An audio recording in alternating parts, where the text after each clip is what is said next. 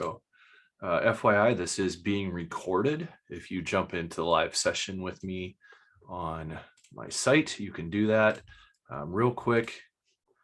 Let me make sure that you have the link for that. That's not going to help make it very easy to see. So we'll do that. And then I'm going to start sharing my screen.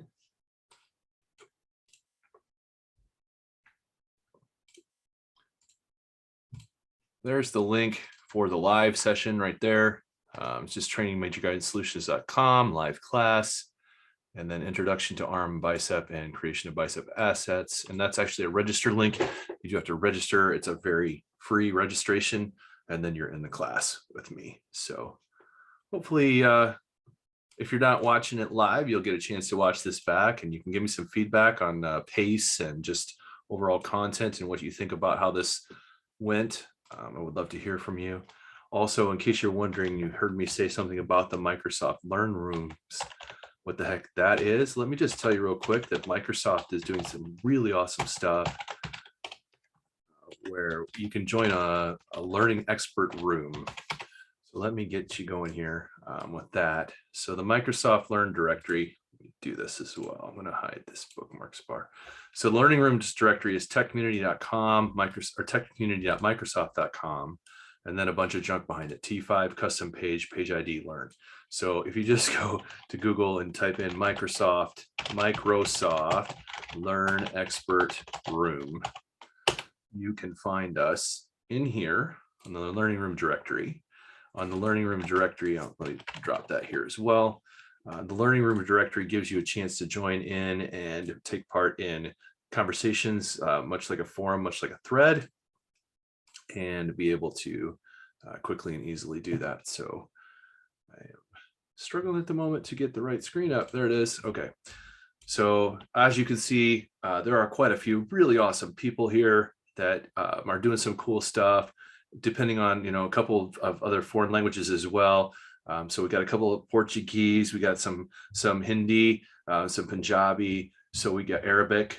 So if you're not a native English speaker, definitely consider joining those communities. You can join as many rooms as you want, and there's mine. If you don't like me, that's great.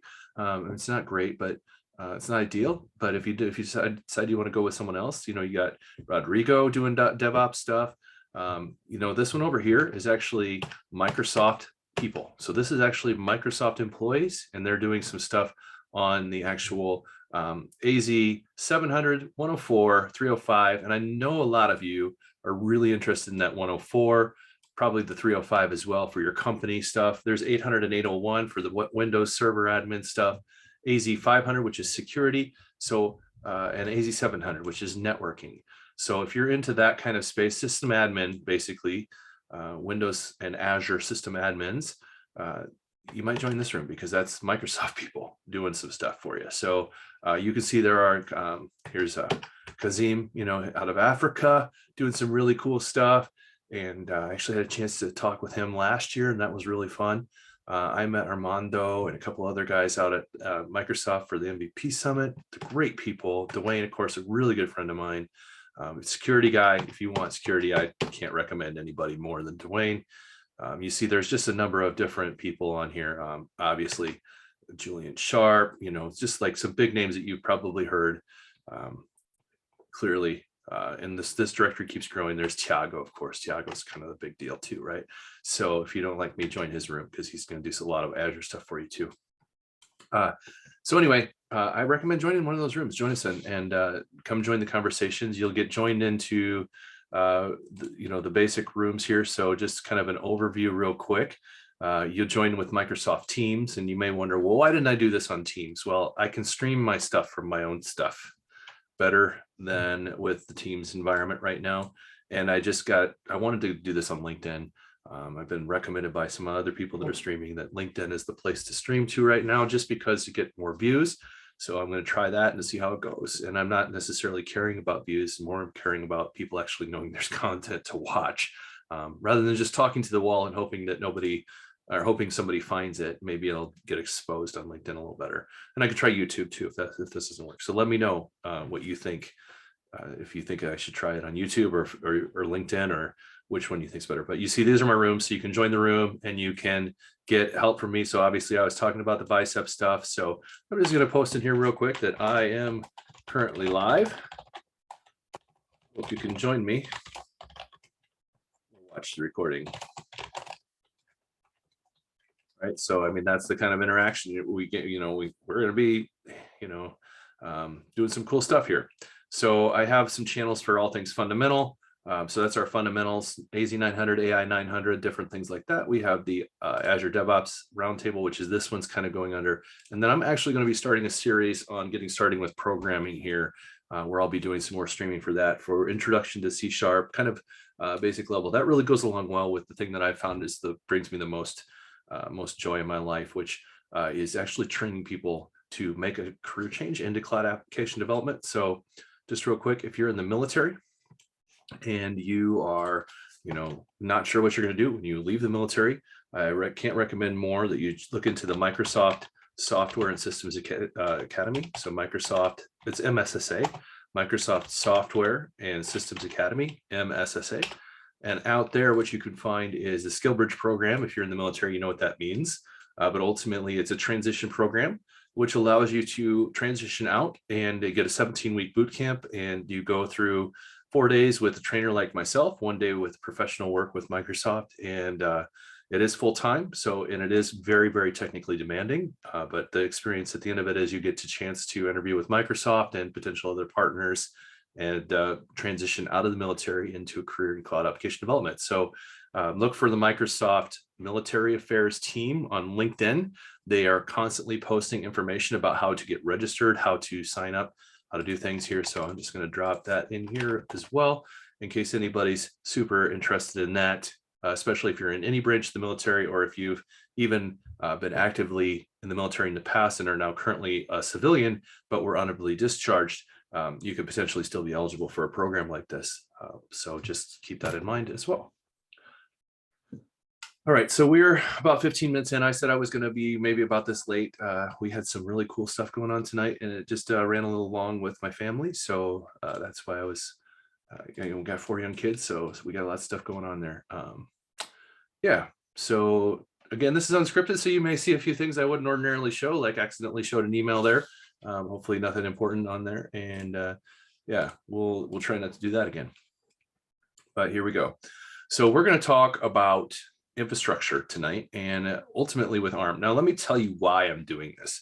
So I just went out to Nebraska Code last week, or 2 weeks ago at this point. And Nebraska Code is a really cool conference put on by my friend Ken and a couple of other people who help out with the Amagala. I'm probably saying that wrong. But we did that the middle of July there out in Nebraska. If you're in the Midwest and look for this conference next year, Indie Code's going on. He does Indie Code. That's going on in a couple weeks. I'm also heading out to DevUp here in a couple weeks in St. Louis. So if you haven't been to a conference and you're looking for something to do, DevUp's coming up next at the end of August in St. Louis, and I'll be there for a bunch of sessions, not necessarily infrastructure related, but going to do some Git stuff there. And a couple of other things, but ultimately a couple of Microsoft Azure things as well, and it'll be pretty fun. But this is where I was. So I was at Nebraska Code, and I was doing a talk on protecting your secrets, and I got really fancy, and I wanted to do something really cool, because sometimes when I give a talk, I want to try to dress up, make it a little nicer, and let's do this. Ultimately, I was doing this talk and I was looking to do some stuff, and I wanted to make this really cool site that basically had a bunch of database stuff. We had this secret leaking app that was going to connect to the database, and we need to protect those secrets. So we're going to use Key Vault, and we ultimately had additionally we're going to do an app configuration, Azure app configuration, to talk about how you could then transition to using that across different resources to share the app configuration with your project, and basically then multiple projects can use it. And I'm actually going to start looking into using that in another in the workshop that I do, the serverless workshop as well, just because it'd be nice to have this centralized place to put stuff. So the problem was I stood all this stuff up, and I worked really hard, honestly, to be quite frank, the night before, We played some music down in the lobby, which was really fun. Probably one of the highlights of all of my conference speaking is playing that piano in the Lincoln Hotel, Cornhusker Marriott there with a bunch of people. We had so much fun. But then after that, I went back to my room and worked on this thing till what ultimately ended up being 4 a.m. And that was a mistake because I was not very sharp the next day. But I actually kind of had a little bit of a panic attack during my presentation. And I was pretty embarrassed, to be quite frank. And I actually got way better reviews than I expected to get. So thank you for everyone who's being lenient with me on that. But ultimately, there was just a lot going on. And it's very hard to present with just a small computer and the microphone. You know what? I'm not going to make any more excuses. The simple matter of the fact was that there was just too much going on and not enough organization on my part. And what I'd like to get to the point with all my talks is that, I don't have to stand stuff up individually, and I don't want to do things manually ahead of time. So I want to get this talk prepared to be done by standing up with infrastructure as code, as well as just give this as a chance for us to talk about infrastructure as code and build some stuff. So you can see that I have a number of things in here. What I don't really have is a storage account, which is unfortunate because storage accounts are actually the easiest thing to start with. But now, I'm rambling on. Let's get to infrastructure.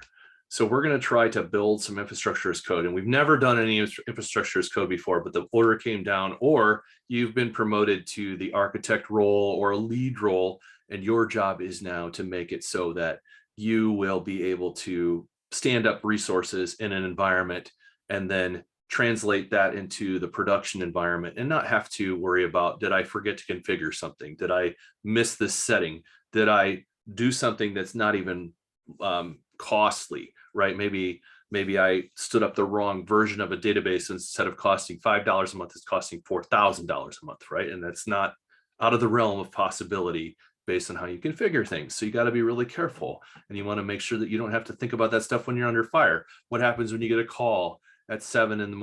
or 2 a.m. or 8 p.m. and you're not really on your game, but you have to take a call and say, hey, we've got a problem with our environment, and you could potentially have to go in and Splunk stuff, or maybe you could just run some templates and redo stuff. So you want to get to that point so you understand this is a really good thing, but you don't really know where to start.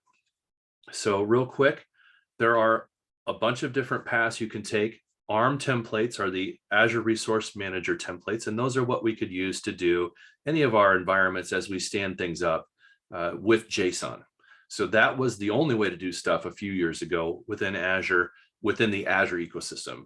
There's always been Terraform as well. Terraform is another solution. If you've listened to podcasts that Alec and I did, or if you listen to other people, Terraform is a very popular tool.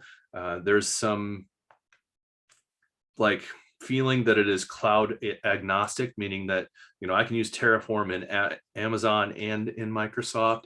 And as Alec pointed out in our podcast a few weeks ago, ultimately that's a really bad thing to really rely on, because you still have to rewrite stuff even though it's cloud agnostic. If you know Terraform, it's great for both. Well, what Microsoft did was said, okay, well, JSON is hard. It's hard to read as a human when you get a lot of stuff going on, and ultimately it isn't the best. So it works great, and if you've learned it that way, great. But if you're just learning infrastructure, I'm always going to recommend trying Bicep first. Bicep's going to be just very similar to Terraform, and if you know Bicep, you can probably move to Terraform fairly easily with a few learning things like the state file and all that jazz. But Bicep's where we want to start. So we're going to learn Bicep a little bit tonight, and I'm going to do a couple of these resources in Bicep. There's no way I'm going to get all this done tonight, and I'm not even going to try. What I really like to do is just cover the basics of Bicep on a couple of these resources. And I'm also going to do a storage account, because storage accounts are the easiest one to start with. And it's where I always start training, because storage is pretty basic. But let's say you've never done anything and you're like, I don't know what to do. One of the really cool things that Microsoft does do is that you can export any resource you've deployed as a template. So you see, every single time you go into your environment, this is the entire resource group. Now, obviously, if I try to export the entire resource group, there's a bunch of resources here. So this is going to take some time. So let's just let that run for a second. And then let me go ahead and I'll just quickly do this. And then I'll just go to another portal here and maximize that one. Let's just create a storage account from the ground up. So obviously, if I want to create a storage account, I just type storage account in the top. That's all I did here. Let me just do it a little slower. Storage account here. I selected storage accounts. I went to storage accounts. I said create. On create, I choose, what subscription I want to go to, and then ultimately what resource group I want to do. So I'm just going to create a new one, call it IAC demo time or something like that. How about we do this? IAC demo 2023-07-31. We'll call it July 31st, even though it's not technically that for me. It is for most people at this point in the world. And we're rounding the corner towards July 31st for the rest of us as well at this point. So we'll just call this simple storage, which will obviously be taken, right? So that's a good thing to think about. Well, what would happen if I want to recreate this with a template and I can't use the same name? So let's not forget to talk about that. Here's another date, 07/31. Now it's unique enough, maybe. If I try to deploy this again across another resource group, that's still not unique enough. So maybe I need some other characters on there at the end of that. So let's not forget that as we create our template. We choose our region. I'm in the central US in the Iowa area, hence the Iowa State Cyclones. Hopefully there's a lot of Cyclone fans watching this. If you're a Hawkeye fan, that's okay, as long as we're not playing each other. And yeah, I'm not going to say anything else because I'll just alienate people at this point. All right, so we'll just stop there. But ultimately, central US, that's where I'm at. And you have your different choices of storage. So I'm not going to go deep into all of the semantics of the storage account and all the things. I'm just going to use the cheapest one right now, which is local redundant storage. But just note the LRS, GRS, ZRS, GZRS. Those are just designations for the SKU. Also going to play a part when we create our template in a minute. On this page, I'm going to basically stick with everything except for allowing public access. We're going to keep that private for now. That's probably the best practice going forward, honestly. You can check this and still have private accounts, but this does allow someone to open up blobs to the public. So just keep that in mind. Best practice, probably keep that private most of the time, unless you have reasons. And then I'm not doing a data lake. I'm not doing cross-tenant replication, but I will just leave it in the hot tier, not doing large file shares. I'm going to be on a public backbone on all this stuff. It's not going to go on a network. Adding networks adds complexity and causes a little more pain as far as making sure your templates are all configured correctly.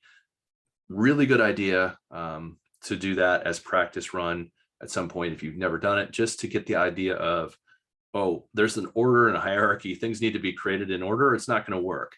And so therefore, in order for the storage account to be on a network, we would need to create the network. And how do we make that happen? We create the network first with a template, and then we depend on that, or basically make sure that we have that set as our parent so that we can't get the storage account created until the network's created. Tonight, for simplicity, starting from the ground up, we're not even going to bother with networks. So we'll just skip that one. Data protection. Also, I want to delete this and clean it up. So I'm just going to turn all that off. All this stuff is configurable. Anything you see in the portable is configurable in a template. So if you need to do something like enabling the blob change feed with delete change feeds after 42 days, you can do that in a template. You just need to find the settings and find where they go. And I'm hopefully going to give you enough tools tonight that you would have an idea of how to get that started. So. Okay, so we're going to keep this pretty basic. Encryption will be default. Tags will be nothing. Actually, let's add some tags. Let's do this. We'll call this infra demo. And we'll call the value of that is volatile or something, right? Just to see it, right? There's no reason not to.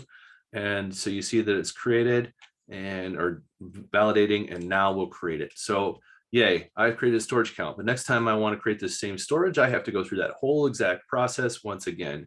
And that's a really bad idea for me if I want to repeat this process into a new environment, or if I want to make this process work in a way that I can redeploy this same environment, even in my dev environment or my test environment or whatever it is, over and over again, or run it again to prevent configuration drift. Like basically clean up things that might have been accidentally tweaked the wrong way. So it's pretty cool. It's done. And just, you know, to make it even a little more tricky, maybe we're going to put some containers out there. Maybe we have some uploads or something, right? So again, we made this locked down to private only, so we can't change that, but there's my template, or there's my, excuse me, there's my uploads container. And of course you could upload files in here and do things with tokens and all the jazz you can do with storage in the portal. But the order came down and you're supposed to make a template. So how do I go about this? Well, let's see if the other one's done yet. So the other one is done. 11 resource types cannot be exported yet and are not included in the template. So trying to do the whole resource group, not only is it a lot of JSON, we're talking 10,000 lines of code. It's all JSON, and that's a lot of things to go through and try to figure out if I did it wrong. The parameters file isn't very big. It's only 38 lines code, but it's enough to be not happy. So obviously doing the whole resource groups is a really bad idea, but I still need to figure out how to do stuff. And look at this with one single resource now. And in fact, this one is a container inside of a storage account. So it's a little more, it's two resources really. It's the storage account and then the container. Ultimately, I can export the template, and hopefully this won't take very long. And I've got an ARM template that I can then reuse. So you see, I get a parameter for a storage account name, and that default value is exactly what I named it, but that means I can override that parameter and change it when I deploy the template. You see that there's going to be a couple of things in here. So here's my tags section. Here's the SKU. Again, that's that standard local redundant storage. Storage v2 is my kind, and then a bunch of properties like how am I going to do things. You see here, I don't have any network on my template. So I don't have any IP rules. I don't have a virtual network associated. Basically, we're just all Azure services, and we're allowing public access essentially. You see some encryption stuff there. There's my access tier. So everything we configured is in the template. We just need to know how to set it and look for it as we're building our template. There's the blob services, which is going to ultimately enable me to do a storage account container. The blob services here's got some settings, and then there's the file services if we were doing files. There's the queue services if we were doing queues, and there's the table services if we're doing tables. Those are the 4 different main types of storage that we can use in an Azure storage account. And here's my container. So you see everything is type specific. So that's another thing you're going to have to get really good at as you start doing templates. You're going to have to understand resource providers at Microsoft and what that means for you when you create templates. So here we have a resource provider of blob services containers, which is actually in the Microsoft storage accounts. So Microsoft storage/storage accounts is our main resource provider. This is more specifically blob services and even more specifically containers. You see that it has an API version, a name, and there's the depends on section. Well, what's the depends on section? Again, that's where it's saying I need to have the blob services and the storage account in place, or I can't deploy this container, which only makes sense. I mean, you can't put a container into the ether. You have to have an account to associate it to. And this blob services is actually the blob part of the storage account. So it's kind of this middle layer that you don't really see in the portal. In the portal, you created the account and then you created the container, but here we have a blob services. So all the stuff that I need is there. Now I can download it. I can actually click here to deploy it. I can visualize the template. I can add to my own personal library. What I'm going to do is I'm going to download it, and then I'm actually just going to hit deploy as well. So you can see what would happen. Ultimately, it just says, hey, you want to deploy this thing? Sure. What do you want to name it? And then once you say what you want to name it, it basically starts that template and says, oh, here it is. You want to create it? Sure. Now, if I tried to create this at this point, it should fail because I already have that one. And ultimately, there shouldn't be able to be a name exactly the same as a storage account. So even though the storage account name is valid, it fails, which is what we expected, because ultimately, something in here is XML specified is not syntactically valid. So that's not even what I expected to see. I expected to see that the template name or the name already existed. So, okay. Sweet, no problem. So there's my storage account, and let's look at the resource group. So I just want to show you this. Anytime you do a deployment, you can go to the resource group you tried to deploy to, and you can say, where's my deployments? Oops, and they're right here. And it shows you the last deployments that have been run, and you can review, well, that one failed. Here's why it failed. Something was wrong with my XML. Okay, well, so what? My XML is bad. Okay. let's see what we got downloaded here. So again, you're going to see some junk on my computer that makes no sense. Don't worry about that. I'm just going to go ahead and extract this out, and let's open this in code. So inside of code, what you see is you get your parameters.json and you get your template.json. And let me make this a little bigger, since it is probably a little hard to see. Ultimately, you see that's the JSON of what we were trying to create. The storage account, we have all the information about it. And every time we wanted to do something here, we would be able, so let's say we wanted to make the cool tier, right? We could set that. The nice thing about working with VS Code is you might get some syntactic help, right? So you might get some IntelliSense that says, you know, hey, look, there's an update for Visual Studio Code. Sometimes it'll give you help here, like you would be able to see hot, cool archive, right? Or the different things you can do there. This one's not super awesome, not quite done yet, but ultimately that gives us a chance to be able to see, you know, what could you do there. The parameters, of course, gives us a chance to do some overriding. So what do we want to do for our storage account name?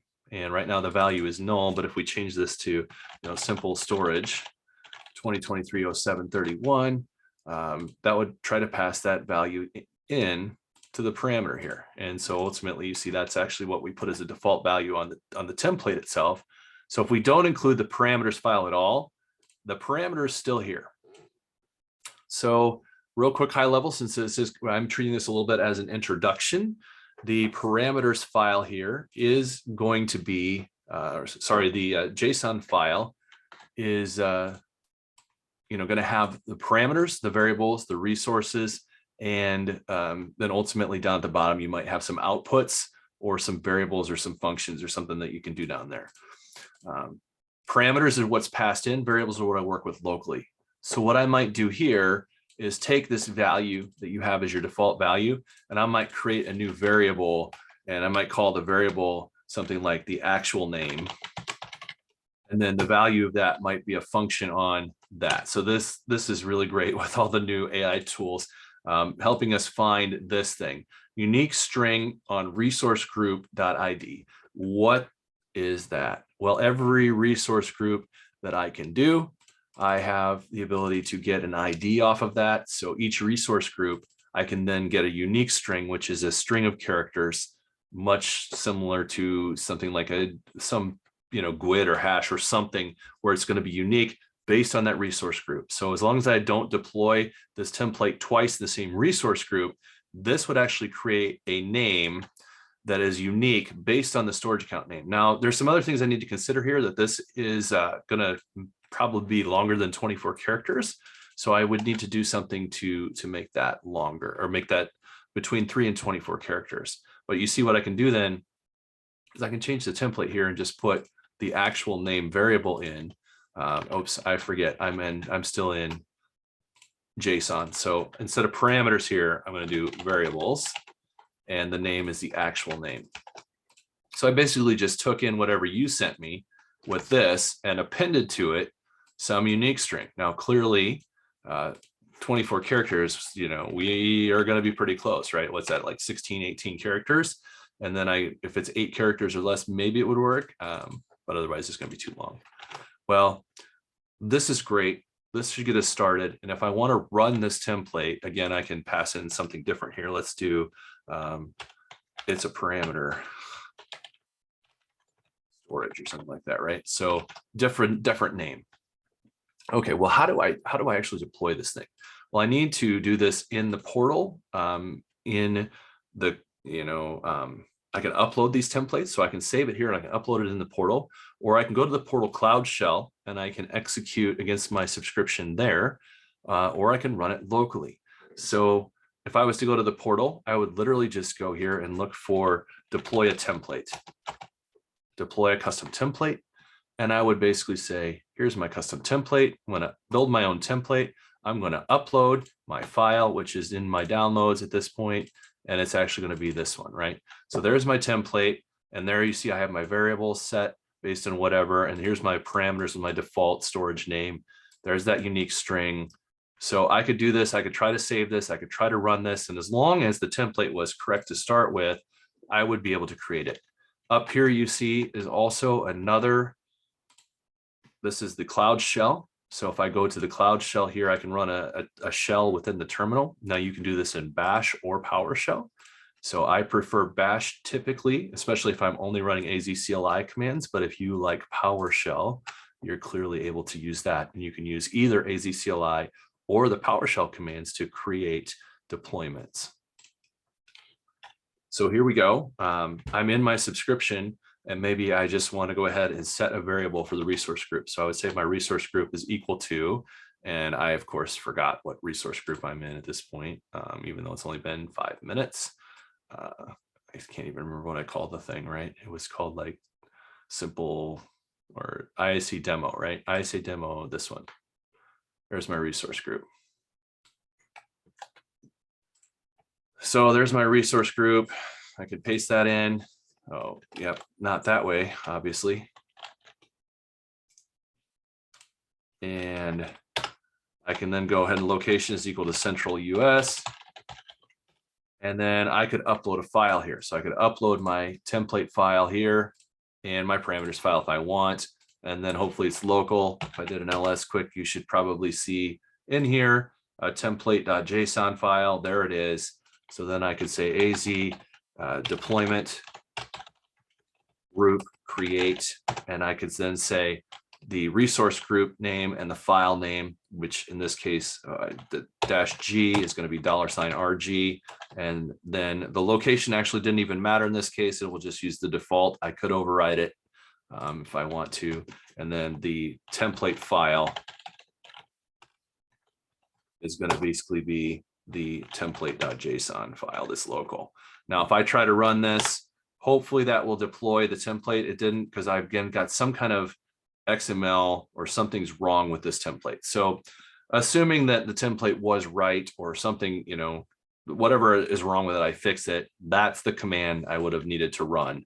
But I can just as easily run that command from my terminal on my own machine. So you just open up your terminal here, and you can either do PowerShell or Git Bash again. I again prefer Bash in this case. And what I'm going to do is I'm going to go ahead and say AZ, I can never remember, AZ Connect, AZ Login. I can never remember. I think it's AZ Login. AZ Login. So what that's going to do is just make sure that my local machine is logged in to my Microsoft Azure account. And once I do that, I'll have this here, and it'll probably spit out some information. Yeah, so let me take that off the screen for a second, because I don't want you guys to see that necessarily. Give me 1 minute. Cool.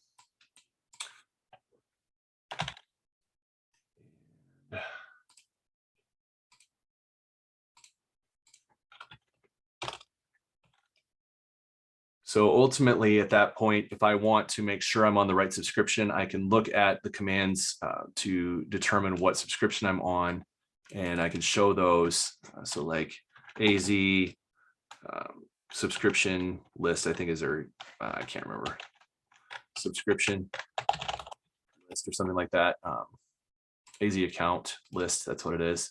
So you would do AZ account list, and you would be able to see what subscriptions you have available. And then you would say AZ account set with either the subscription ID or subscription name.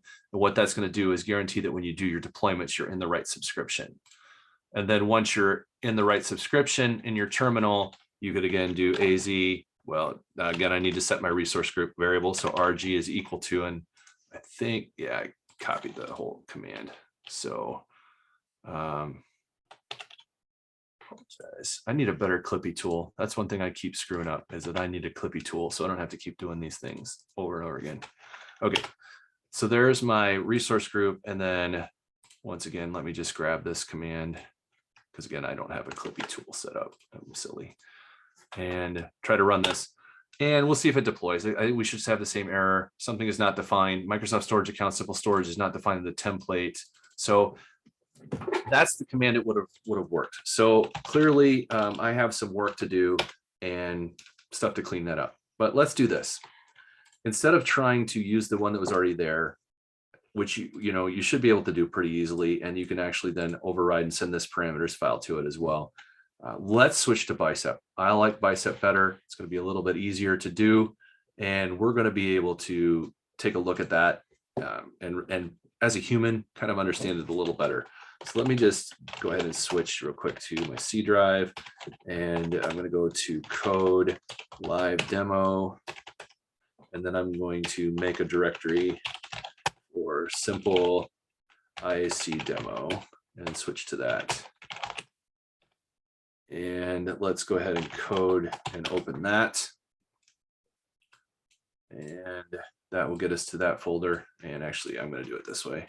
I'm going to open it folder this way, because that way I can get to the right place very easily and have my terminal and not have to reset it. So code live demo and simple IAC demo. Okay, so now we're there. All right, so you need to make a storage account or any resource. So you're going to start creating your Bicep file. Well, how do I do that? Well, first of all, one thing I could have done, which I don't like that it lost my terminal again. That's silly. Okay, whatever.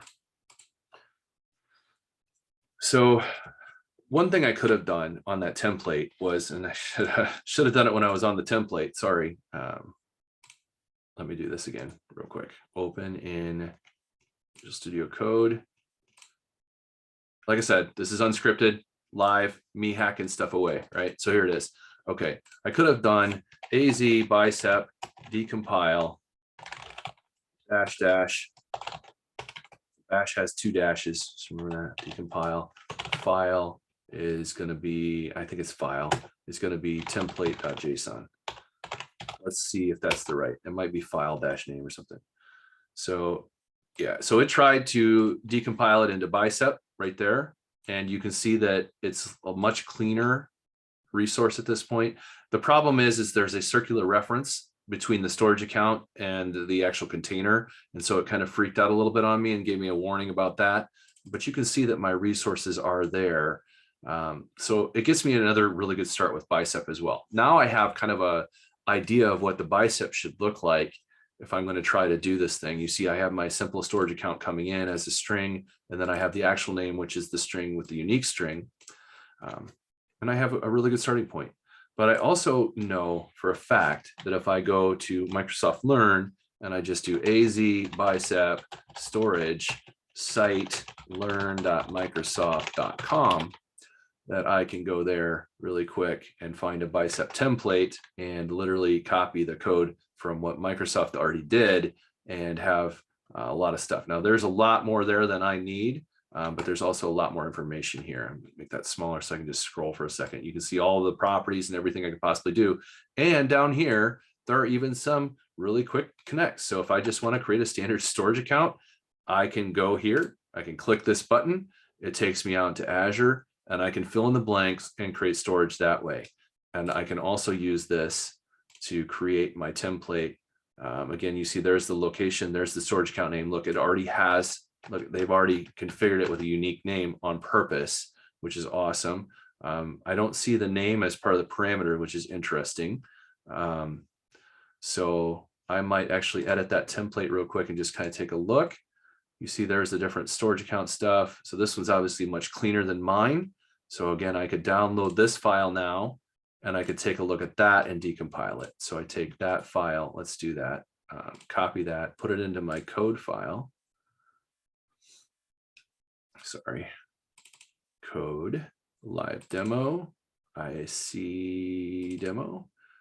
And I'm just going to paste that there real quick. And then we can see in Visual Studio Code, there it is. So, and then I can here, AZ bicep compile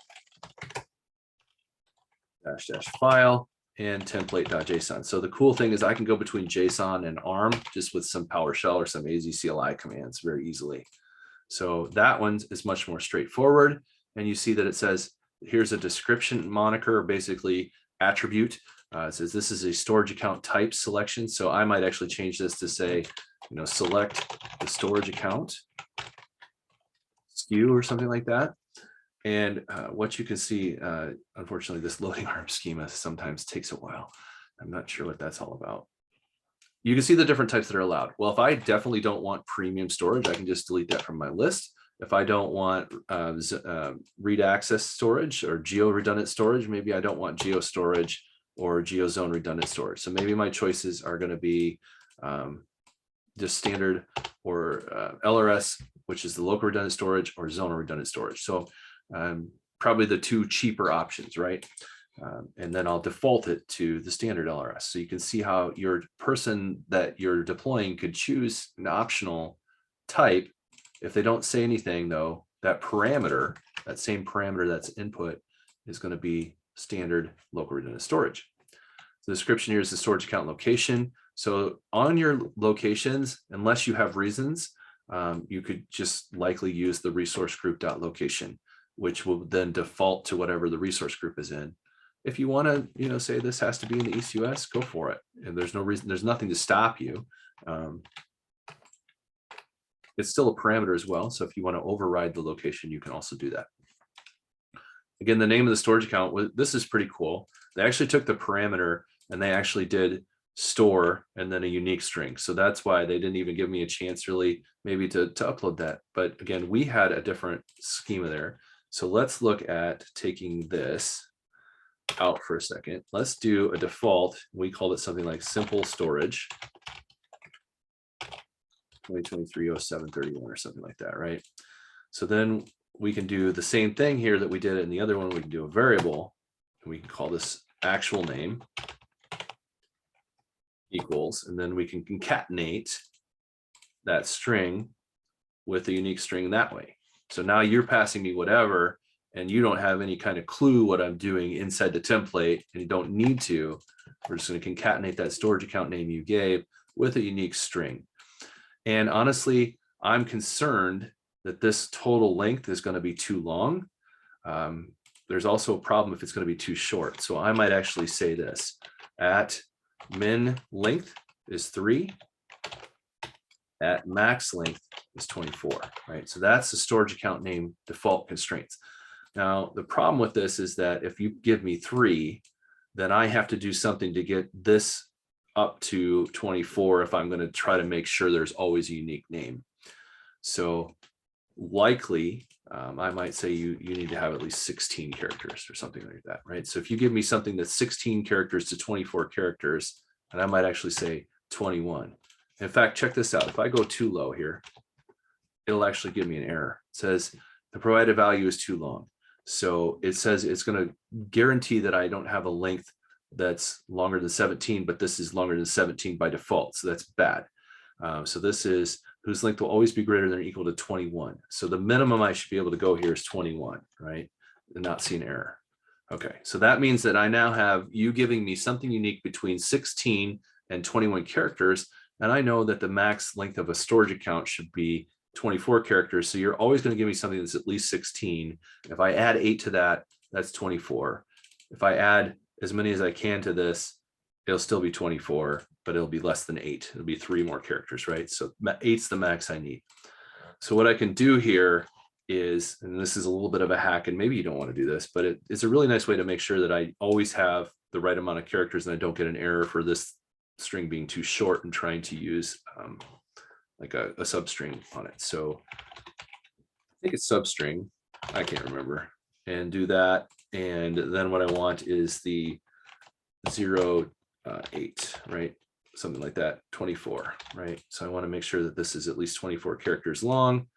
And I can't remember. I got to look at the syntax. I don't have this stuff memorized. So I'm going to do bicep substring function. So what this tells us is that we can do all kinds of cool string functions, right? So anything you can think of as a programmer, you can do. So what we're looking at is the substring function. I got to find the parameters basically. So substring. So you see contains, you see split, you see there's, oops, I went too far, didn't I? Substring, string length. So 1 to the length of the string, whatever. So let's try I could be completely wrong here, but let's try going 1 to 24. So we never have more than 24. And honestly, yeah, whatever. We'll stop there and see what happens. Here's my storage account. There's the storage account name, the location, the type, the kind. So the kind is kind of filled in for me. There's some more properties I can do here. And you can see, again, the nice thing about using Bicep from Visual Studio Code is that it's going to start filling in some of this stuff that I need to do. If I need to override some of the stuff here, it gives me a little bit of help, right? I'm not just on my own anymore. So that's really nice. Let's just keep that. I mean, it would probably default to hot by default anyway. There's the name of the SKU. Here's the name of the storage account. Let's change that again to the actual name. So now we're using whatever you passed in. And as long as it was at least that long, hopefully that's the right unique substring stuff I was doing. You see that this is also passing two outputs back, the storage account name and the storage account ID. So I can use those in other templates if I want to. Now, clearly there's no blob services yet, and there's no container. So what's this going to do for me? Well, it's going to create a storage account in the resource group that I'm on. So I'm going to rename this to storage deploy or something. How about storage account? And it would obviously want to be something more useful. And I'm going to delete the JSON. I don't need that JSON anymore. And from there, I have just this storage account. And let's see now if we can't. Okay, sorry, echo RG. Okay, so RG equals, I thought I had it set, but apparently I don't. That's fine. IAC demo 20, whatever today is. And my location won't matter because I already have the resource group, and I'm going to default this to the resource group that was passed in. So there's my storage account type. The resource group location is going to be used for my location. So I don't have to set this as Central US. It'll just use that by default. Whatever I pass in as the string, it has to be at least 16 characters. If I don't, it's going to try to use this, and then it's going to try to append hopefully the right amount of characters. We'll see if that works. And then I'll create a storage account with the local redundant storage SKU. Not a super big fan of the storage account type being the name there. So I'm going to change that to SKU. So that makes more sense to me as a human. And let's go ahead and try this. So just real quick, all I have here is the storage account Bicep. So AZ deployment root create -R -D, excuse me, or -- resource group, however you want to type out the full thing. Basically -G is the shorthand for that. And the resource group is $RG, and the template file is going to be storage account Bicep. So let's see what happens this time. Now, if I did something wrong with my unique string, then okay, so the template variable actual name is not valid, unable to evaluate the template language function substring. The index links parameter must refer to the location of the string. The index parameter 1, links parameter 24, the length of the string parameter 13. So something went horribly wrong on my little fancy uniquing ID here. So something was wrong here. It's because I'm probably supposed to do something different. So I don't have it memorized, but I've done this before. So let me go to my GitHub real quick, and I will look at one of my other templates and cheat a little bit. So this is what I do a lot. I can't keep everything memorized anymore. I'm too old. So underneath the, I think I did it in the serverless. I did some storage here. So here's a storage account. And so there's what I wanted to do, which was the storage name had to be a certain length. So I made it a certain length. And then I ultimately added the unique string on the substring of that. So that's what I should have done. I should have taken the whole thing, then the substring outside of the whole thing. So let me steal that code real quick from myself. And I just basically did this wrong. So var actual name is going to be substring of the storage account. Yeah, I don't like that name either. So we're just going to call this storage account name. Make that shorter.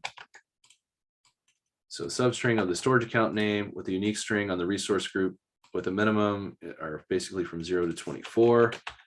And now when I run this, I hope that you're able to follow my hacking and quickness on this. Ultimately, I changed the name of the storage account variable so that it wasn't so ridiculously long on the parameter, excuse me. I have the actual, let's change this to actual storage name so it makes more human sense. Actual storage account name.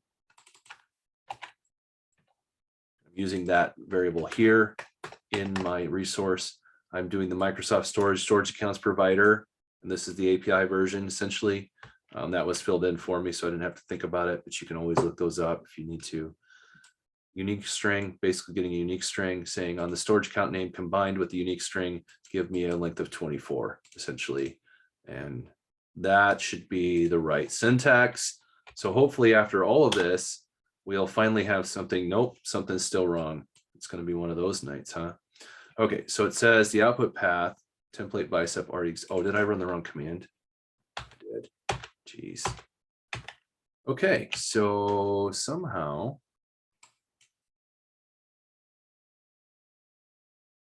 Oh, Lord. Somehow I'm still modifying the wrong file. I had the wrong one. Okay, I was in the wrong one. Live demos unscripted. And folks, that was how you do it. Wrong. Actual storage account name equals, yeah, I lost my stuff. Awesome. So I'm going to cheat again, take that code that I already wrote prior to this today. I'm going to take the storage account name that came in. So we had the storage account SKU, we had the location, the storage account name. So we're going to take that and we're going to create the actual storage account name off of that value. And then we'll pass that value into the template for creation of the storage account name. And it's in the hot tier, and it's going to output these two values as well for use elsewhere if I want to. So now I can do my AZ deployment group create storage account bicep, provided I have everything right. This time we should see finally a deployment after all of that.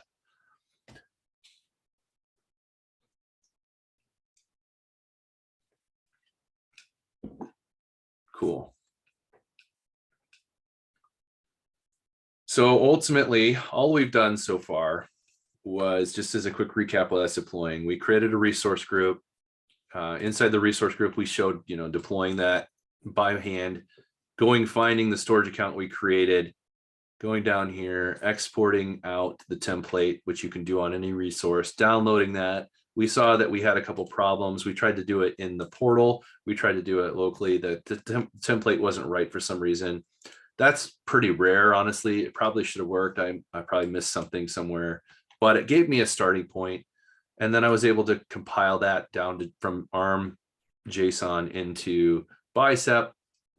And then ultimately tried to run that, still got the error. So went out to Azure, did a real quick look, found a template, uploaded it to see it kind of in action, downloaded it again, was able to do that and then take that. And now we've got it deploying finally.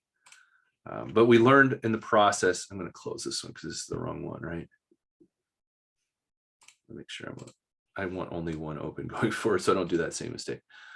Ultimately, we learned that it's pretty straightforward to start working with Bicep, and we get a lot of help with Visual Studio Code. I am using some extensions here, probably for Bicep extension to get some help with that, right? So if you don't have that, you're going to want to have that in place.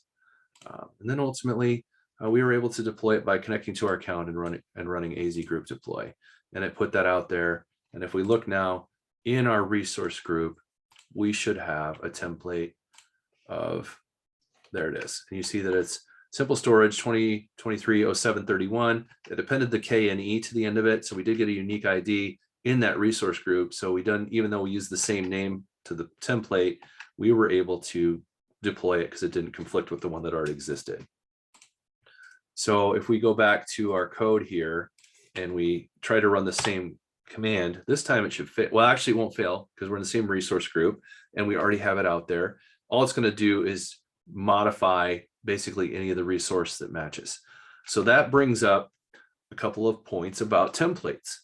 If you try to use a template deployment, by default, it's going to be run in what's called incremental mode. And what incremental mode does is it looks at what's in the template and it says, whatever else is in the resource group, I'm just going to ignore it.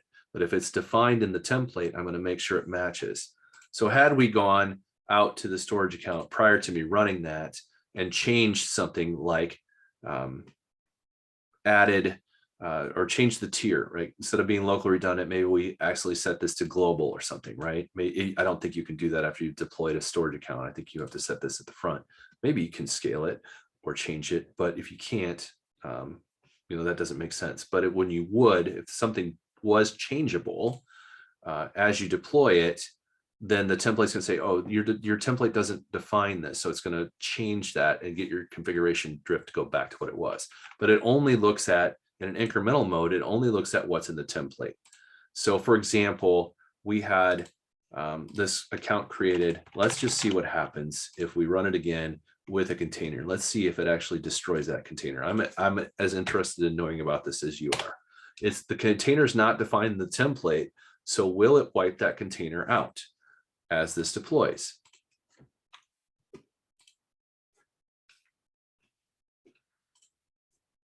And again, when you want to see what your deployments are doing, just go to your resource group and look at the deployments. You can see the deployments that are running. There's the storage account deployment. It just ran at 10:02. So that's right now. And it did deploy. You can then see any of the details about the deployment. If it failed, you'd see errors or the deployment statistics. But let's look at the containers. The container's still there.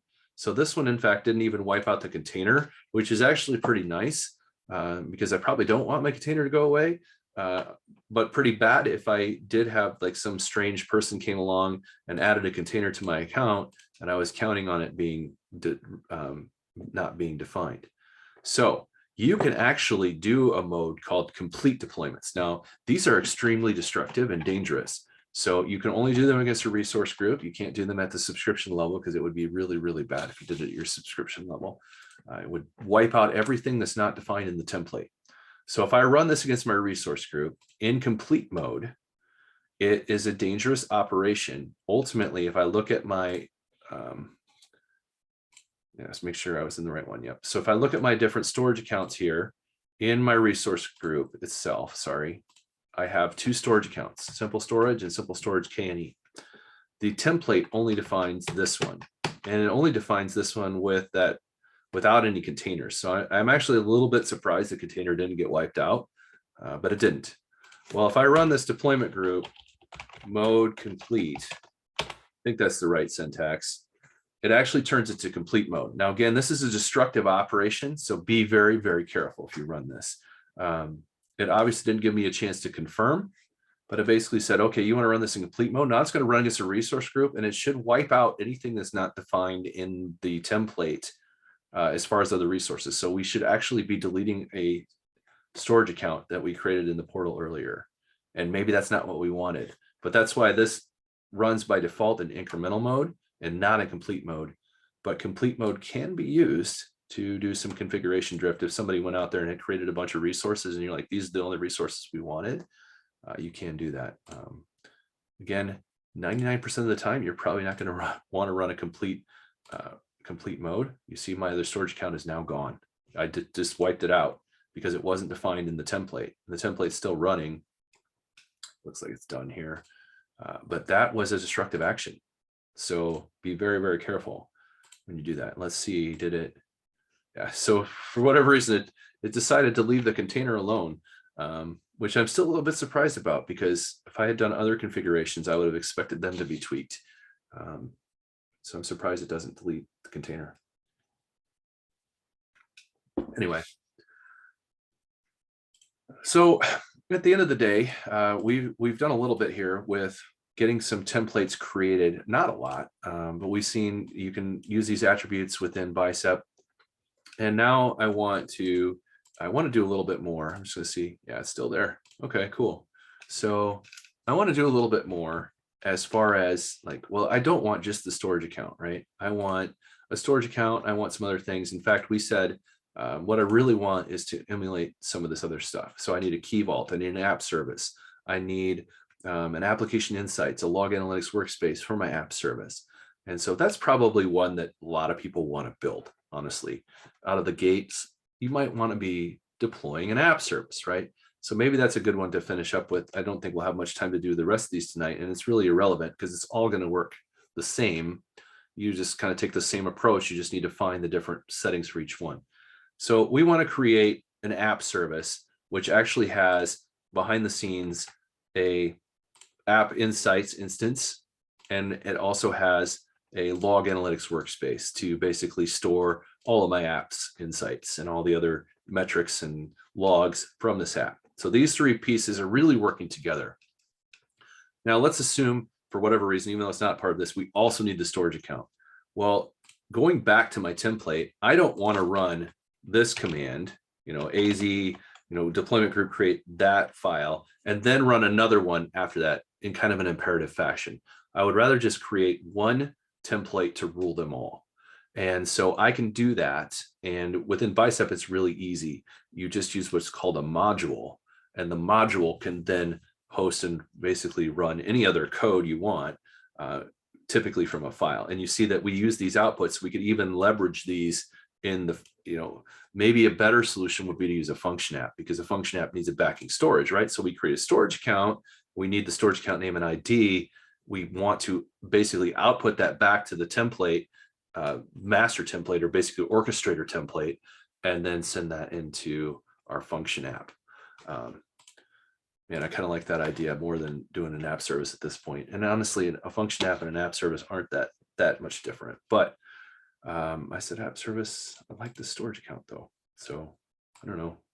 But I wish I had people online to vote. Like, let's do this one. Let's do that one. So, okay, I'm going to pivot. I'm going to make the call. And since this will just help us to show more about using templates, the storage account is going to be required. We need a backing storage account if we're going to do a function app, right? In fact, we probably don't want to call it simple storage. We probably want to call it like function storage or something. So maybe we want to actually pass up parameters in there as well. So would you like to do a parameters? So we'll call it, let's call this my function. No, I want to do something more specific, less specific than that. We'll call that my simple app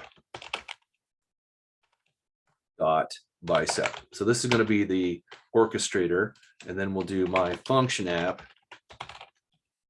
bicep will be the function app, and then we'll have the storage account be the function storage. So I'm actually going to rename this to function my function storage account. So I can still have the same stuff in here. That doesn't matter, but this just gives me a little bit. And there's some people out there watching going, why'd you name everything my? And I hate this naming schema. And I'm not necessarily disagreeing with you, but okay, this is where we're at. So my function app is going to be the function app. You can't put comments in JSON, but you can do some stuff here.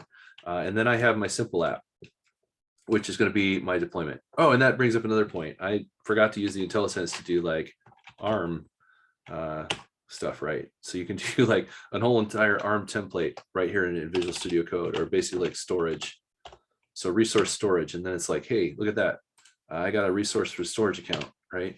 So that's another way to get some bicep really fast when you have these things going on. So maybe we'll look at that for the functioning app. My simple app is going to orchestrate the whole thing. So I would love it if anybody has a better way to do this. What I'm going to do is I'm going to grab the parameters out of these two. Basically, I only have these parameters, and I'm going to keep their attributes as well. So I'm going to take the parameters, and basically I'm going to put them up to the top level. So the storage account SKU is going to be this, the location is going to be this, and the storage account name is going to be that. I need to pass those through to basically create a storage account from the other module. So we do module storage account. And then I'm basically going to use my function storage account bicep as the module equals this stuff. So now what you see is it says, okay, what do you want to call this thing? What's your location? What's your name? What's your access tier? Basically, it brought all that stuff in that I didn't want at this point. So I am actually going to cheat again because I don't have this stuff memorized by any means. And I'm going to look at my deploy all here. And I'm going to see that I have the same kind of strategy here. And the module is literally going to be, there's a resource for the group. There's another resource. So this is a module for the bicep. And so I got the name, scope, and params. That's basically what I need. In order for my module to work, you see name, scope, and params is what I need there as well. So let's grab that. And this will look a little bit different, but basically the name is going to be whatever I want to call this thing as far as the resource deployment goes. It has nothing to do with the actual storage account name at all. All right, so data lake exports was the thing I did there. This is just going to be, create function storage account. Let's put some junk on it too, so you know how irrelevant that name is, right? The scope is going to be the resource group. So at this point, I don't have that defined. What does that mean? I need a resource group. So I'm going to steal that too, just in the interest of time. At the top of this, what I did was I created this. This is at the subscription level at this point. And so I guess I don't need to do the scope if we want to just do a resource group deployment, so we can do that. But if you wanted to do it on your subscription where you didn't have your resource group, you could put a resource group that you create. I got to find it in here. So there I created the resource group, and then ultimately wherever that's deployed in my code, it sets that. You also have to set your target scope to subscription if you're going to deploy at the subscription level, and then you pass in, create the subscription group, and then everybody else has the scope of that subscription group that you created. I'm going to not do that today. We're going to see what it tells us we don't do scope. It's going to be like, I don't know what to do here. And ultimately, then we'll just have to do this at the resource group location. So there's my parameters that I can pass in. So luckily, the new AI stuff in IntelliSense has gotten so good that you can hit tab a lot to fill that in. I have to type a lot of stuff, but you see that it's just passing through whatever you gave me for the storage account name, whatever you gave me for the location, and whatever you gave me for the SKU. So, but that basically sets this storage account as a resource, or basically the module that is going to run this file called my function storage app. And if I did that my simple app deployment here instead of the template file of storage account, it basically just runs the same thing at this point, right? There's nothing holding me back. And again, I'm doing this at the resource group level, not the subscription level. So if you're using an automated template from CI/CD, you want to run this at your subscription level, probably, and create the resource group as you go. If you're doing cross deployments, cross environment deployments, things like that. But we're not tonight. So what that'll do is just basically reset the deployment again, no big deal. But it proves that I can run that module from the other one. And now I can do my function app. When the function app is going to require a storage account, and it's also going to need, we're going to want log analytics and log analytics workspace on this as well. So what happens if I say resource function? Look at that. So it gives me all the stuff that I need in order to build a function app. Parameterized is bad. So let's grab, we know we're going to want this parameter for location, always, almost always, on almost every template, and just pass through and use the default of the resource group no matter what. So then you look at what else do I want to do? So obviously I want to parameterize the name. So at description, name of the function app. And then ultimately param function app name. And let's say that the default name is going to be demo IAC functions or something like that, right? And then I have my location, the kind, and I need to take that out of ticks since it's now a parameter. Again, you could further do this. Oh, and since it's a parameter, I got to give it a type of string. And you can see that it's actually going to have a server farms ID. where's that defined? It's not. So that's going to be a problem. Then it has some app settings. You see the Azure Web Jobs storage, content share. So these are obviously going to be, you know, functions, extensions, version, different things you want to do. So you got to be really careful here because those are clearly not what I'm going to want. Oops, I'm not sure what I just did there. Those are clearly not what I want for this function, for most function apps. So probably once again, the number one answer would be to go out and find a function app that you need to create. Again, we're down to about 45 minutes left on this live broadcast. So I want to just kind of cheat a little bit here again. Well, so there's my function storage account that I created, and I need my function app. So let's grab this stuff real quick. And I'm gonna, I already have the function app name, so I can skip that one. So you can see there's the storage account name, and this is actually because it was creating the storage account name. So what I want to do is param storage account name, and I'm going to not set anything there. Now, what happens when I don't set anything is that means you have to pass it in, right? Name of the storage account. And in fact, it will probably be better. We'll see if we need, it's going to be a string, obviously. We likely need to have, well, we may need the ID. I'm not sure.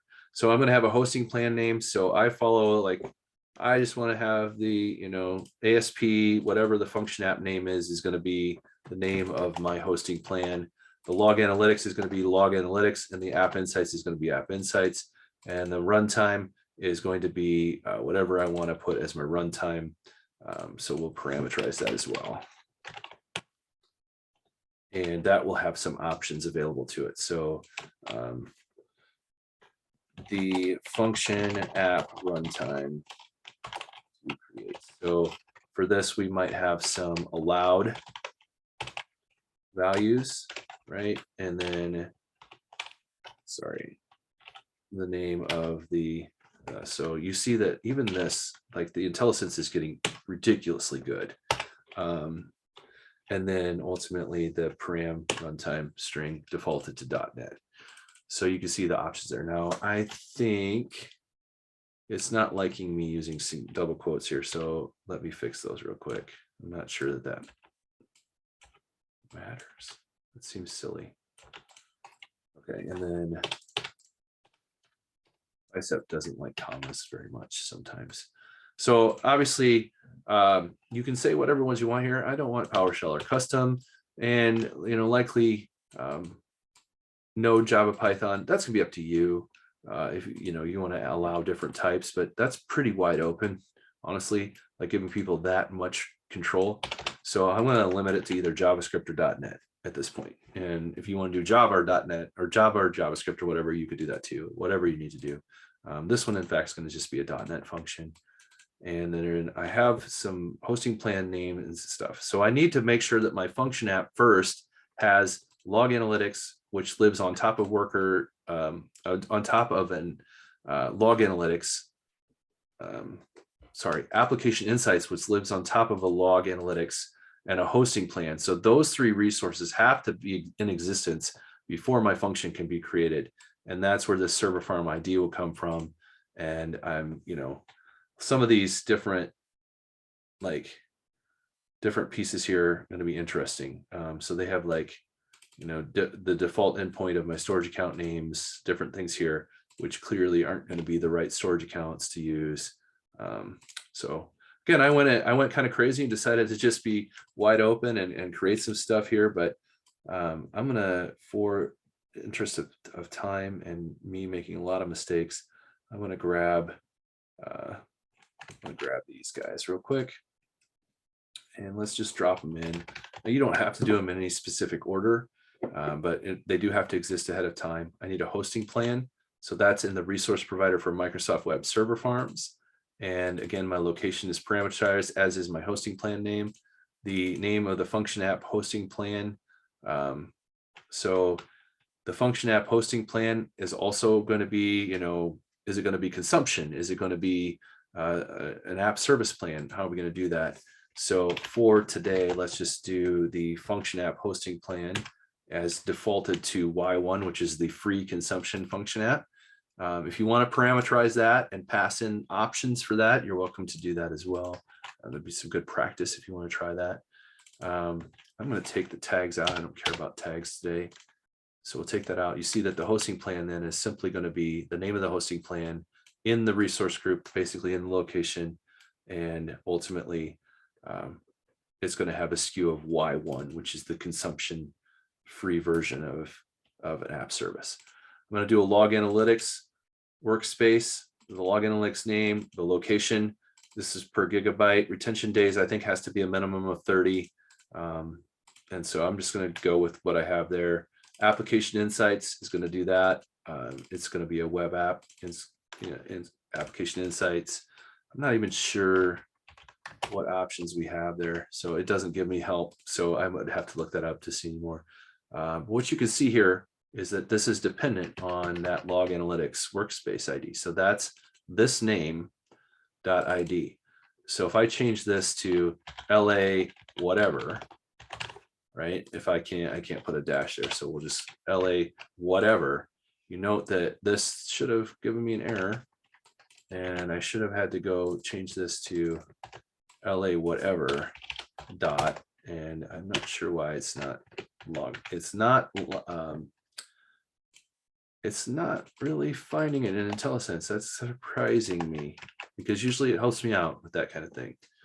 So that workspace ID is basically going to be built on that. Now, because of that, because I have a direct dependency, I don't necessarily have to say this depends on or it has a parent. But what you can do in Bicep, you can actually say parent. You can put in the parent resource that you want to have this thing to be. And that for sure can't be created until that's done. The other thing you can do, just like in the JSON templates, is you could actually do, and I think maybe part of the problem is that's not closed. Something went wonky. Okay, maybe that's why it wasn't being super nice to me. There we go. Okay, cool. So then I would see how that lines up. Pretty cool, right? That it can sense and figure out what it needs to look at in the template and give you errors if you're making errors. But basically that resource name then has some properties on it. One of them is ID, and that's what I'm using. Cool. I see a comment came in from Mike on a Linux hosting plan. Did I use a Windows hosting plan on this? I love Windows hosting plans. They're my favorite. So is this going to use, I wonder if this is probably a Windows hosting plan, Mike. So, yeah, I don't have a Linux hosting plan set up. Sorry, bud. Okay, yeah, so we got App Insights being set here. We got Log Analytics Workspace being set. They're basically dependent on each other automatically. But the last thing I can do if you're really concerned, or if you see some really bad side effects, is you can actually do a depends on section here, just like an ARM template. And when you do this, it will likely tell you you don't need it. It says removes unnecessary depends on entry. Cool. Bam. It's not there anymore. It's not going to hurt anything to keep it, but it will definitely make sure that no matter what happens, this will be dependent on that. So this is better because this is going to be dynamically connected, and it will know that it's connected and it should work. But this is going to be absolutely brute forcing, making sure that we don't have any kind of dependency issue where it essentially says, I tried to create this. So you can leave this if you want. It won't hurt anything. So I'm going to leave it because I just feel safer by making sure that my depends on is there. But again, the parent should also do the same thing. I would have put it there. It should have done the same thing. Oh, it doesn't like that one. Not allowed on types of insights components. Okay, so I couldn't do parent there, so I can only do it here. Or this is, again, safer and should have done what I wanted to do anyway. And so it's all there. All right, so my Azure function app, I don't like that it's got, this stuff dependent on the storage account by default, the way that it made it. The server farm ID is actually supposed to be the hosting plan ID at this point, because I call it hosting plan. So I'm kind of surprised that needed to be happening there. And then ultimately, all these app settings are junk at this point in my mind. What I would ordinarily do is go out and create a new storage account, or excuse me, a new function app, and make sure it's doing what I want to do. As you can see that like this is much better, well configured here with the app settings I'm looking for.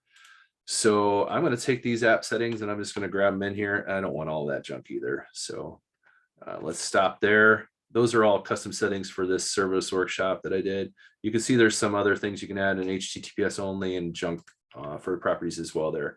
Let's replace these app settings with the ones from one that I know works. Again, I'm mostly just doing this in the interest of time.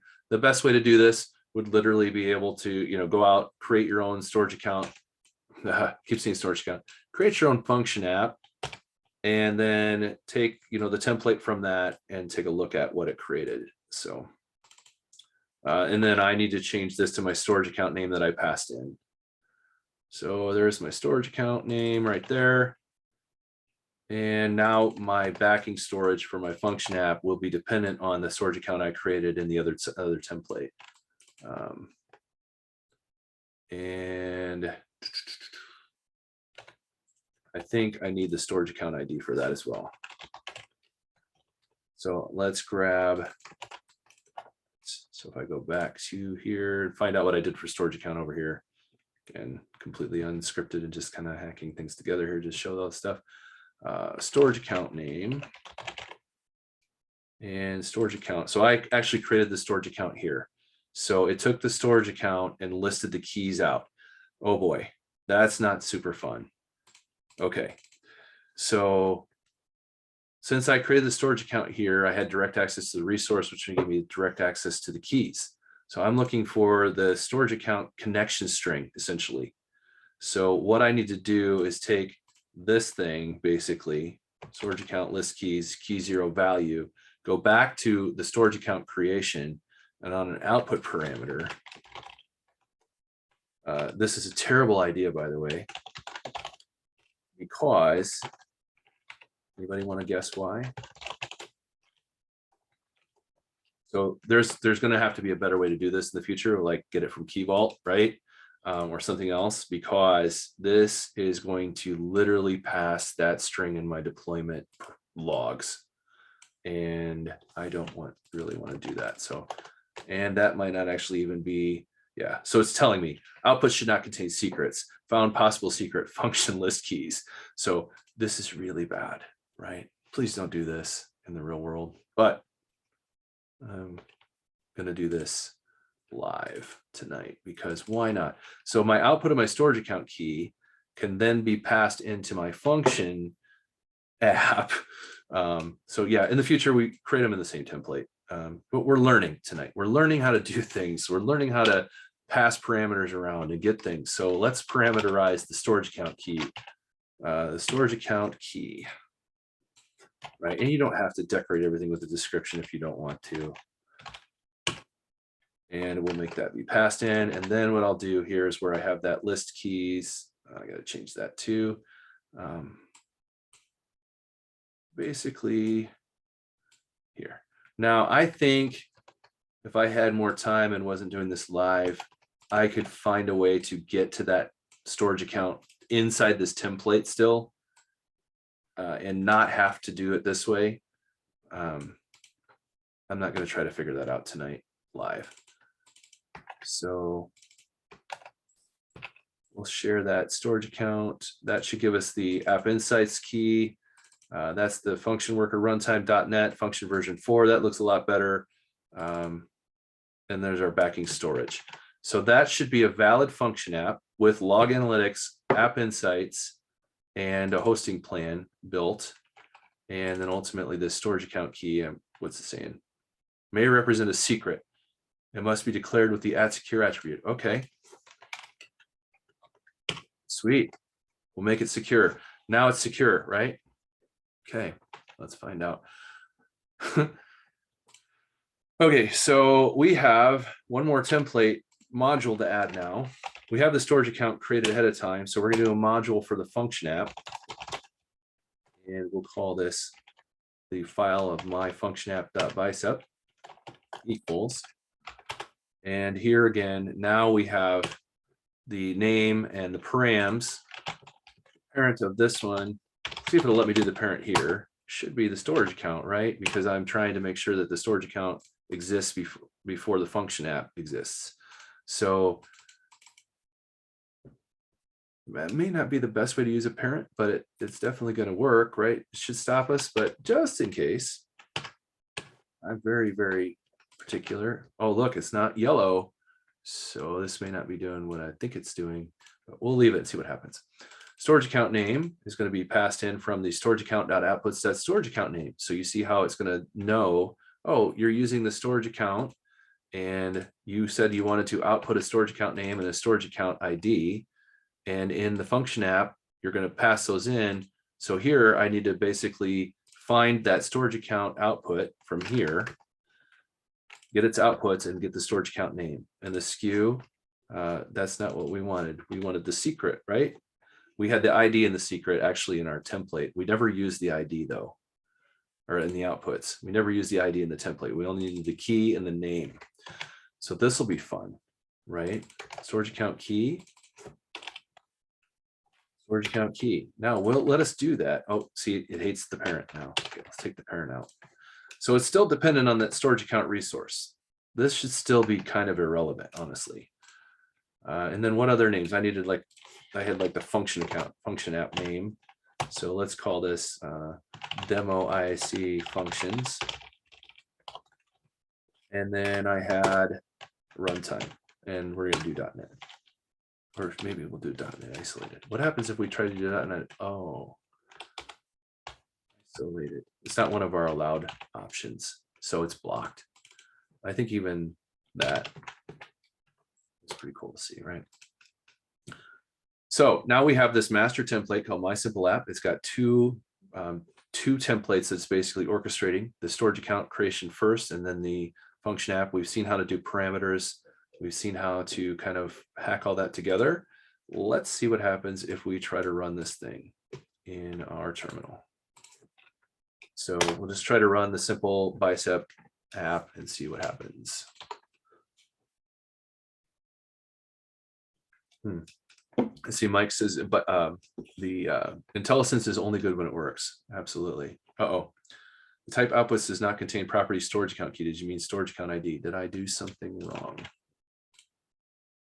Or did it block me? So on this function storage account, output storage account key string on my simple app, we said output storage account key. And it's still going to complain because I didn't change anything. And it says, well, let me reread the error, make sure I'm not going crazy. The type outputs does not contain property storage account key. Did you mean storage account ID? Did I not save it? Oh my goodness. Somebody, there's a setting. Does anybody know what the setting is to make Visual Studio Code always like save when I leave context or something like that? Jeepers. Okay, so now it's saved.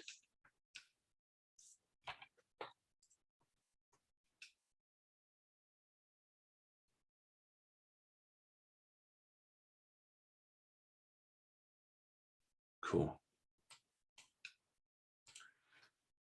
All right, so clearly at this point, we're deploying something. Hopefully it's a function app with the backing storage, log analytics, and the workspace that we expected. Again, anytime you're doing a deployment, you can go to your resource group and check out your deployments and see what's doing. So you see that we are getting a function storage account, the simple app and the function app are being created still. So you can drill in and kind of see what's going on. To some point, you see the AI is done. The app service plan is done. The log analytics is done. So those things were supposedly created the way that I would hope they were. I'm not sure why AI is listed twice, but there it is, twice.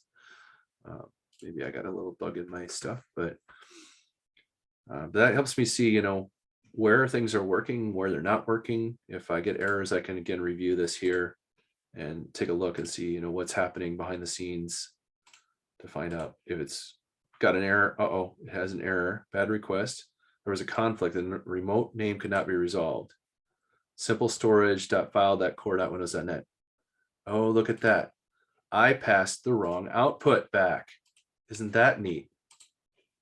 So I said that I wanted to make my storage account name unique, right? So on my storage account, when I passed it in, it was named whatever, right? Simple storage. But then I said actual storage account name is this, but I returned the wrong storage account name. So it's very important to make sure you don't do something silly like that. The good news is an incremental deployment, the stuff that's there should work. And the only thing that needs to be created at this point is the function app with the backing storage account actually set correctly. And hopefully that will work the way that I think it's going to work at this point.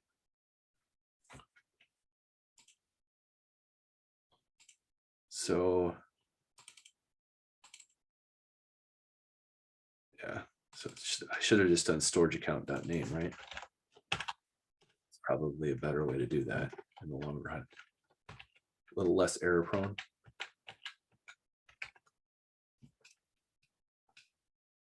Be interesting to see. So hopefully, anyway, hopefully this will figure itself out. The function app will deploy like we would expect it to at this point. And we got a pretty good thing there. So we only have a few more minutes. While that's deploying, let me show you the last little gotcha that I think is important when you're learning about this stuff is, you know, okay, it's really great. I've got parameters, but how do I, you know, override them? Well, I can, you know, parameters. I can do some stuff here, like write out all the parameters, but that's really prone to errors, right? Especially once you get longer lists of parameters. So you can create a parameters file. So this will be really interesting. We'll call it the, you know, default parameters.bicep or something like that. Okay, that's obviously not going to be right, but let's go look and see what it should be here after we just double check, make sure the function app deployed the way we think it should and all that jazz. There we go. So we got our app insights, the hosting plan, the function app, the log analytics, and the storage account. Everything was deployed from that template, just like we would want it to be. Awesome. Cool. All right, we are going to go find out how to do bicep parameters and creating parameter files for bicep. So we go out there and it says, oh, look, you can do this thing with, you know, something file name.bicep and put parameters in it. So if I basically say using this account or storage account.bicep, here's some parameters. You can do all that stuff. And then ultimately I should be able to read my parameters in, right?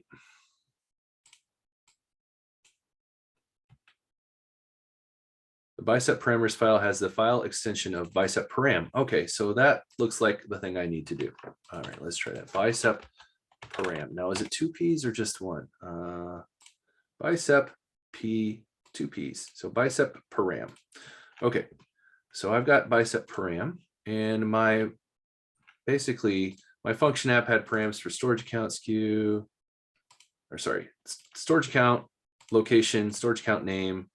Those are the 3 parameters from that one. And the function app had a couple parameters for like the runtime, location, all that jazz. So if I take all of this junk, all of my params, not variables, just params, move it into here. Same thing for my storage account. I have the param stuff here. Again, some of these will be duplicated, so I can clean that up a little bit too. And obviously with the params file, we don't need any of this stuff, right? Oh, we probably want that. Don't we want that? I mean, we want our parameters to make sense and be well defined. It doesn't seem to like it though. So let's say it's East US, right? Or, you know, Central US. So it's really not happy with me. Location is declared multiple times. Okay, well, that's making sense. Let's get rid of location. Maybe this will clean some stuff up. Okay, all right. Now, what does it not like? It doesn't like using must be, declaration must be present in this parameters file. using dot slash my simple app dot bicep. Not sure what's going on there. Using declaration as a bicep template file path. Okay, so I don't know. Anybody got a better way to do a bicep param file? Even that doing it this way, not going to work, right? Okay. All right. So junk. Let me get rid of it. So what I'm actually going to do is I'm just going to do dot parameters JSON, and I'm going to do a JSON parameters file. And you know what? Maybe not the way I wanted to do stuff. Maybe there's better, maybe there's a better way I could have done this, but JSON parameters files, I guarantee is going to work, even if I'm using CI/CD, all that other stuff. So now what I can do here is I can do the same thing we would have had with a JSON file. It's obviously a little bit yuckier here, right? But my parameters are something I want to pass in. So parameter location, it's a string, and it's going to be the default to the resource group location. So parameter, new parameter value. Okay, so location, the value is going to be central. Okay, and then let's put a comma, and let's say new dash parameter, and this is going to be, this time it's going to be the function app name. And the value for that one was demo ISE functions. So I apologize for the left and right switching back and forth between files here, but you can see that it's not terrible until you do something like that. Not sure what I just did, honestly. Created a new file by accident because Pat fingered something. New parameter value. So I can just keep doing this for all of my parameters. And yes, it is not as clean as what the bicep parameter should be, but I will guarantee you that this will work for you in both a bicep deployment and a CI/CD deployment. Whereas I cannot guarantee you that the bicep param file will work in a CI/CD deployment. So maybe somebody else has done that. It's like, yes, it does work. It's very easy. Here's the trick. Would love to know what it is. Storage count name, runtime. So I need all that stuff. So the storage count name is obviously going to be that output from the other ones. That could be tricky. Be careful not to pass that twice, right? And not to pass the wrong one. So that's a little bit of a trick there. But it should be, reading it through, you should be like, oh yeah, that makes sense. So this is the runtime, whatever you want to call it, right? So we called it. I keep going to the wrong file. So we had location, function app name, storage account name, and runtime, and storage account key as a parameter. Well, obviously that's not defaulted. And in fact, neither was the storage account name there. So we probably should skip that. But there's the storage account SKU, location, and storage account name from this one. So we'll keep it. And let's do this. Let's take the runtime up one. And this is terrible because technically we were creating the storage account before the function app, but hey, whatever. We didn't parameterize any of the IC names or anything like that as well. So there's my parameters file. And ultimately now I have, the ability to say, okay, I want this to be, this time I want it to be in the East US. I want the name of the function app to be demo ISE functions, and we'll call this, what do we call this? Regional failover or something like additional, or secondary. How about secondary?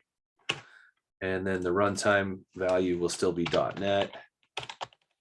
The storage account name in this case will be whatever we would call this. So my function storage,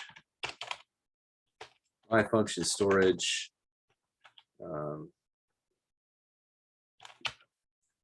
FNC storage, my FNC store secondary, something like that. It has to be at least 16 characters, right? Because that's what I put on the parameter defaults, not because 16 characters is a magic number. It's what I put in my defaults. And then the storage account SKU will also just do the standard. So basically, we're going to say this time we're going to want to go to the East US and ultimately the demo IAC function secondary.net, whatever. And hopefully we should be able to override, the stuff that we need to do there. Again, I did this at the resource group level. If I'd done this at the subscription level, I could have literally just changed the resource group name and deployed the template that way. But what I want to do is actually just create this into a backup resource group. You could create a resource group any way you want to. The fastest and easiest way is to just do it in the portal. We'll just call this the IAC demo secondary. And I'm going to put it in the West US 3, even though I'm going to deploy to the East US. Haha. So that's just the way life goes sometimes. You forget that you wanted to do the West US instead of the East US or something, right? So it'll be interesting to see what this does then because of the defaults and such, right? But now we have the IAC demo secondary. That's the name of my resource group.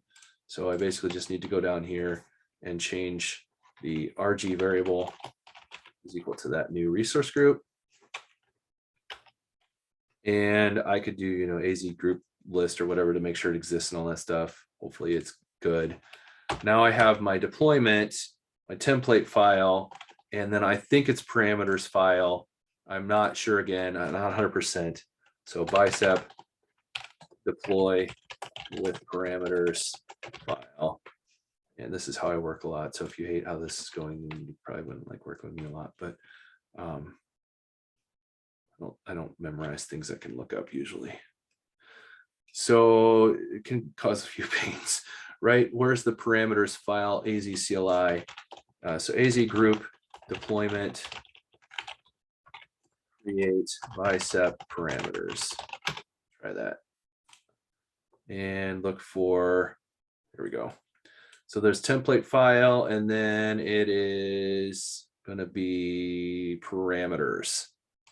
So that's the dash parameters, the parameters file. Shouldn't it say parameters file? I thought it said parameters file.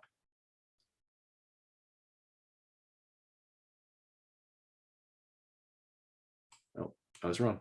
Look at that. So this says you can do it with a bicep parameters file. I have not had any luck with that. So for those of you that have, awesome. So I'm going to do, look at that. Dash parameters, whatever, dot parameters dot JSON. So that's what I'm going to go with.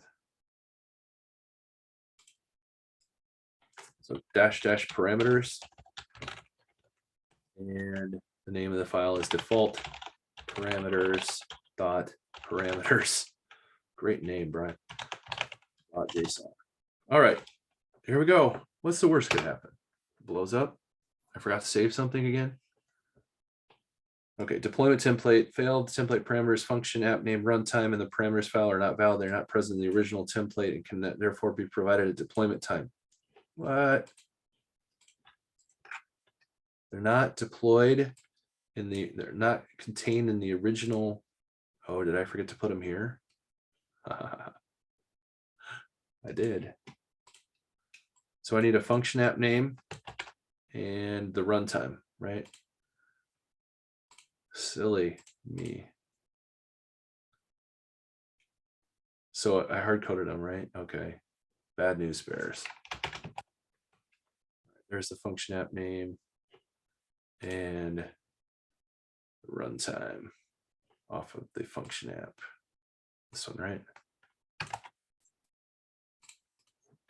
Well, the cool thing about you getting to see me make a few mistakes is you realize those mistakes and you see them and you're like, oh, no, I won't do that, right? So I parameterized this now and this as runtime, I think. So now, hopefully that fixes the error. As long as I saved everything. And yeah, so it's still giving me warning about the secrets. Again, that's a terrible way to pass the secret. So please don't do that in the real world. Create it in the same file next time, and then just reference the local file so you don't have to pass it through. Or there might be a better way to do that as well, finding the storage account within the template and then using it that way. So Mike's got the answer. Using the path to the file name .bicep param. Okay, cool. yeah, so I think I'm not seeing it. I saw it in my notifications, but I don't see it on the chat feed. Interesting. Okay, cool. So there is a way to use the bicep parameters file. It's probably better if you can get it to work, and if you can get it to work with your IAC, that's even better. It's just a little cleaner. You don't have to do this schema crap at the top. Sorry for the candid word there, but ultimately this works just as well, and this will work for a JSON template or a bicep template very easily. And now I can deploy that, and when it's all said and done, if I didn't screw up too much, hopefully my secondary has a deployment running and it's going to create stuff. And even though the resource group said West US 3, I parameterized some of it. So we'll see if it uses the location that I passed in, or if it just says, oh, it's West US 3. Sometimes I do stuff like that just to figure out, and look, it's using East US. So cool. We were able to override it just like we wanted to. So I think we're missing the function app at this point. Other than that, everything's done. Yeah. So we are approaching the 2-hour mark, and that's really a lot of information, hopefully, on IAC using Bicep as an introduction. Talked about parameters, talked about variables. We talked about using some of the Bicep functions. We showed how to run the deployment from uploading a file into Azure, or getting a file from Azure and deploying that back, translating that, or basically decompiling a JSON template to a Bicep template, making sure you had all that stuff in place, doing that through the portal, doing that through local Visual Studio Code, using the Bicep template. I think I pretty much hit most of the things that could get you going. But if you didn't see something in here that you thought would be useful, I'd love to know that. Or if you saw something in here that you were like, wow, I didn't know I could do that, call that out too. That's pretty cool. Or if you have other questions about getting started with Bicep, where do I go from here? How do I use this in a pipeline? Maybe I can cover that in another session sometime. Now that we have the ability to do this, then the challenge would be to go back and find the resource group again, looking at all the things I wanted to create, and individually create all of these, and then build the template with the right settings, and be able to prove out that the next time I could just deploy all of the stuff from scratch from the start. So cool.